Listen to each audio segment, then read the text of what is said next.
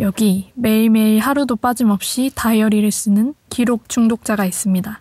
아니, 하루가 거기서 거길 텐데 할 말이 그렇게 많을까요? 대체 무슨 내용을 기록하는 걸까요? 안녕하세요, 도르미입니다. 할 말이 많은 기록 중독자, 그게 접니다 바로. 대체 무엇을 그렇게 기록하시나요? 저는 쓸 내용이 없어요 에 대한 답을 준비해봤습니다.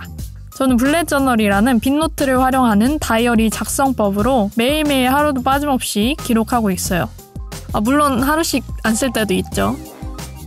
본격적으로 기록한 지는 한 2년이 넘었어요. 블랙저널에는 데일리로그라고 한국어로 번역하면 하루 기록이라는 시스템이 있어요. 쉽게 설명해 드리자면 그날 하루하루의 할 일과 생각, 경험 등 모든 것을 담아놓는 주머니 역할을 합니다.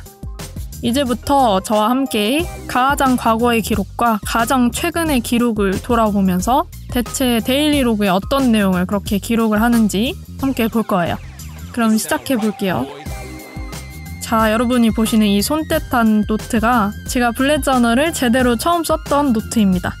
이때가 기숙사 생활을 하던 대학생 때랑 단기 인턴 때랑 그리고 백수 시절에 적었던 기록이에요.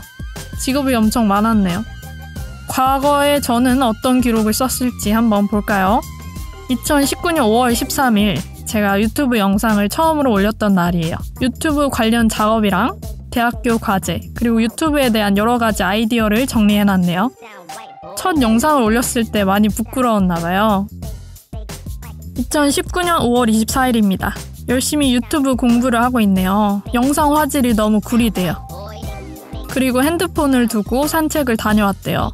생각해보니까 이때부터 시작된 디지털 디톡스가 지금까지 이어지고 있습니다. 그리고 2019년 7월 1일입니다. 대망의 단기 인턴 첫 출근 날이었어요. 새로운 경험을 하고 느낀 점이 많은가 봐요. 새로운 생각들을 엄청나게 쏟아냈습니다. 저는 거의 주기적으로 찾아오는 마음이 불안한 날들을 싱숭생숭 기간이라고 불러요. 이때가 싱숭생숭 기간이었대요. 근데 1년 5개월 후 지금의 저도 싱숭생숭 기간을 지나고 있습니다. 싱숭생숭 기간은 한 단계 더 성장할 징조예요. 그리고 2019년 9월입니다. 유튜브만 가끔 올리는 백수 생활을 시작했네요. 그때는 이렇게 마음대로 더럽게 쓰기도 했어요. 뭐 쓰라고 있는 종인데 마음껏 쓰면 좋죠. 2019년 10월 7일입니다. 이때는 독서실을 다니면서 한국사 공부를 하고 있었어요. 메이즈 러너 3를 다 봤다고 TMI도 날려주고요. 역사는 역시 최태성 선생님이죠. 아래에는 무엇을 언제 했는지 자세히 기록했네요. 시험을 준비할 때는 1분 1초가 소중하니까요. 이때 정말 열심히 공부했던 기억이 나네요. 그리고 마지막으로 2019년 12월 31일입니다. 2019년의 마지막을 아주 아름답게 준비하고 있었어요. 유튜브 아이디어도 혼잣말 하듯이 적어놨네요. 이때는 거의 유튜브에 빠져있을 시기였나봐요. 아주 재밌었습니다. 그리고 이제 1년 5개월이 지났습니다. 이 분홍이가 지금 제가 쓰고 있는 블랙저널이에요. 어디 기록 습관을 얼마나 잘 들였는지 볼까요? 2021년 1월 1일입니다. 밤새 놀다가 새벽 4시 넘어서 자서 오후 1시에 기상했습니다. 뭐 이런 날도 있어야겠죠. 유튜브 업무나 저녁 식사, 그리고 눈 산책하고 게임한 이야기까지 써있습니다. 별걸 다 써놨네요. 기록할 거리는 찾기만 하면 넘쳐나요.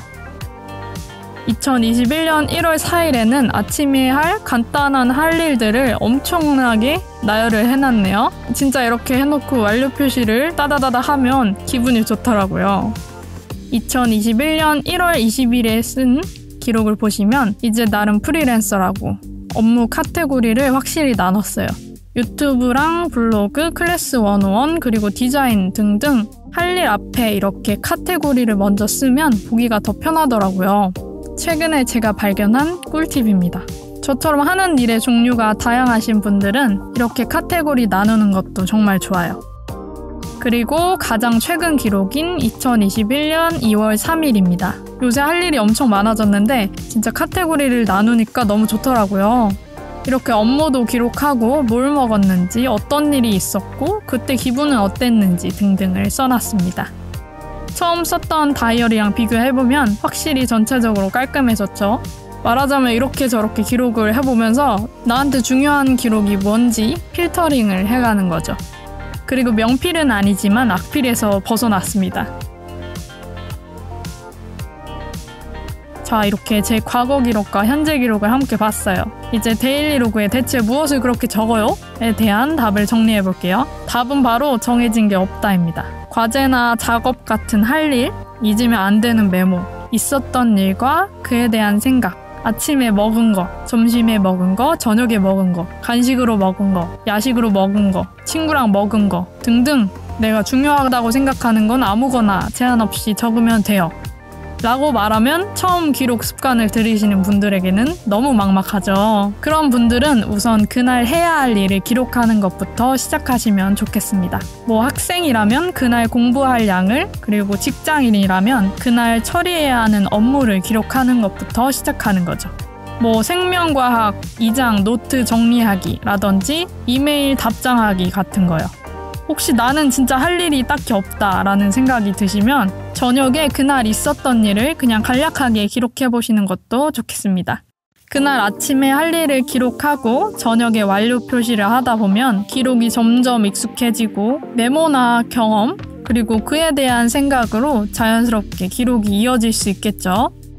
블렛저널 시스템은 하루 기록 공간이 제한이 없어서 너무 마음에 들어요. 하루에 내가 원하는 만큼 마음껏 기록할 수 있는 빈 공간이 있는 거죠. 저는 블렛저널로 기록을 하면서 정말 많은 것들이 변했어요. 이 주제에 대해서는 예전에 제가 영상으로 나눴으니까 참고해 주시면 좋겠고요. 여러분도 떠오르는 생각들을 데일리로그에 마음껏 비워내시고 성찰하시면서 나의 의도에 따라서 살아가시면 좋겠습니다. 더 많은 제 블렛저널을 보고 싶으시면 제 채널에 블렛저널 구경하기 영상들이 있어요. 영상을 통해 저의 기록을 참고하실 수 있습니다. 지금 클래스 101에서 블렛저널 입문 클래스를 준비하고 있어요. 혹시 블렛저널에 관심이 생겨서 깔끔하고 예쁘게 블렛저널을 쓰고 기록 습관을 들이고 싶다 하시는 분들은 아래 링크 남겨드릴 테니까 구경 와주세요. 혹시 질문 있으시면 댓글로 마음껏 질문해 주시고요. 우리는 다음 영상에서 또 만나요. 안녕!